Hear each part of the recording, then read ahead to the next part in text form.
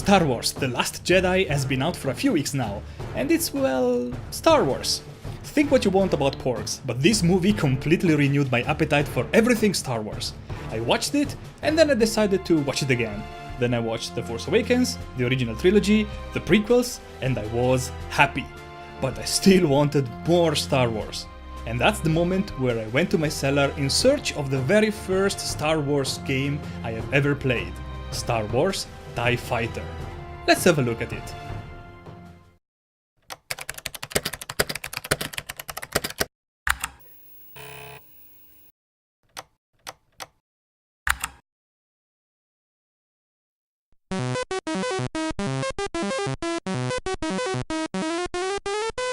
Star Wars TIE Fighter, developed by Total Games and published by LucasArts in 1994. This game is a deep dive to nostalgia land for me. Oh my god, it's difficult to overstate how much I loved this game as a kid. A space dogfight simulator? In the Star Wars universe? Well, sister, sign me up. I don't need to know no more. But maybe you do, so let me fill you in. In this game, you will play an Imperial Starfighter pilot, dealing with the aftermath of the Battle of Hoth. Yeah, the Empire. How cool is that? So do not expect to portray a fancy rebel pilot. No, you're one of the bad guys. And to the journalists who claim that Star Wars Battlefront 2 is the first Star Wars game where you play an Imperial soldier, well, TIE Fighter did it first, 24 years ago. And the cool thing is that the game goes a long way to create empathy for the Empire. You're never acknowledged as a bad guy. You are never given an evil mission to accomplish in an evil way, to execute an evil plan of evil. No. You are a law enforcement officer on a mission to restore peace and order throughout the galaxy. The game achieves that by alternating dogfight session to patrolling mission, inspecting illegal cargo, solving trade disputes, and... wait, no, not you. In the galaxy far, far away, you are not a hero. You are a law enforcement officer in charge of restoring peace. And let me tell you, the more you play, the more you will sympathize to your role as an Imperial agent. Soon, you will start looking at the rebellion as the terrorists they really are. Rebel scum. Mission after mission, you will have the chance to climb the ladder of Imperial power and make a name for yourself. You will be given more responsibility, fly more advanced craft, and you will also lead entire squadrons of starfighters. And they will call you sir when executing your orders, which is absolutely not as cool as it sounds. Order acknowledged, sir. Using your target for attack. One thing that still strikes me today is the overall care for detail and immersion. Case in point, the user profile screen is represented as a pilot registration desk, and the information on all craft featured in the game is actually disguised as a holographic tech room. Even dogfight tutorials are so well done, you will find yourself replaying them over and over and over, just to get a better score.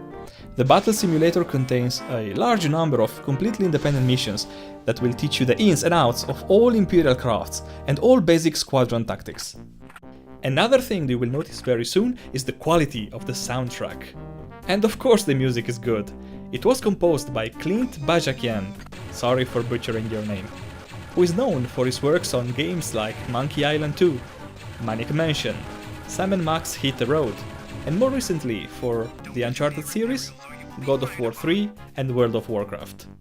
This excellent Williams-inspired soundtrack will change dynamically in tone and composition according to the state of the mission, objectives and threats ahead. The result is pure joy. Star Wars TIE Fighter is a complex game for 1994, and a hard one for that matter.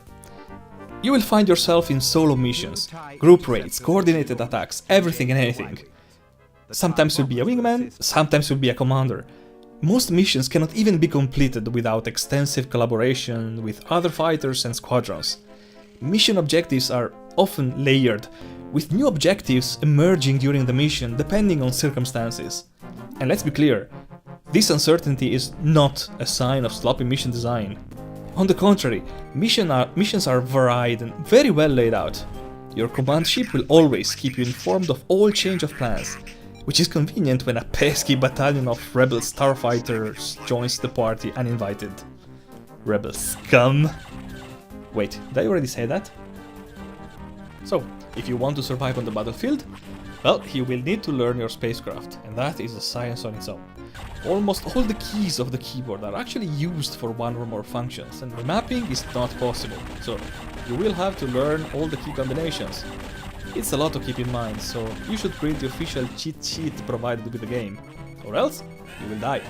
Again, and again, and again, and again. But worry not, because every defeat is followed by a nice cutscene showing Imperial medics patching you up, because the Empire cares about their pilots, unlike that rebel scum. So, what to say about the missions? Well, they are complex, detailed, never repetitive, and overall fun. I mean, besides the Star Wars name drop, TIE Fighter is a solid space dogfight arcade for the age. All craft you will pilot do feel different and unique in their own way, and each requires a shallow learning curve to understand how to best exploit their unique characteristics. I mean, TIE Fighters are lightweight and fast, they are ideal for dogfighting, while TIE Bombers are slow but heavily armed, to attack frigates and cruisers, while assault gunboats have shields and ion cannons to lead heavy assaults on protected transports and enemy installations. And you'll get to battle all your beloved Rebel Starfighters, I mean Rebel scum, X-Wings, Y-Wings, B-Wings, A-Wings, Mon Calamari cruisers, Kradion transports and more, I mean the whole package, it's so nice. You will engage space pirates and smugglers, protect and recapture overrun Imperial installations, break off a civil war in an important galactic sector, discover the first clues of an Imperial conspiracy, and all this in the first chapter alone. I mean, this was a big deal to 1994 me, and it keeps a Star Wars game? I mean, I'm signed up. I already feel the pull to the dark side of the fanboy again. And there's plenty of dark side to deal with too, usually shaped as a cloaked figure carrying the wheel of the Emperor himself. He'll be around and ask you to take care of extra duties during your missions. These bonus shenanigans add depth and complexity to the game, and especially later on, when missions will be so complex that you will be forced to choose whether to follow your commander's orders to the letter or to risk your primary objectives to do the Emperor's bidding. Just as the Emperor suspected, Imperial probes were found among the rebel supplies. They could only have come from an Imperial source. An Imperial traitor is selling the most sophisticated Imperial high-tech equipment to the enemy. This is treason. It's treason, then. So, this is Star Wars TIE Fighter. If you are into retro gaming and Star Wars, pause the video now and go get it. I'll wait. Every now and then a boxed copy emerges on eBay, and if you don't care about the physical medium, weird, you can grab a digital copy from GOG.com. I know I'm biased, but I really like this game, because it's a blast. As always, thank you very much for watching. If you like this video, feel free to stick around for more. My name is Kradion, and this was Press Play on Tape.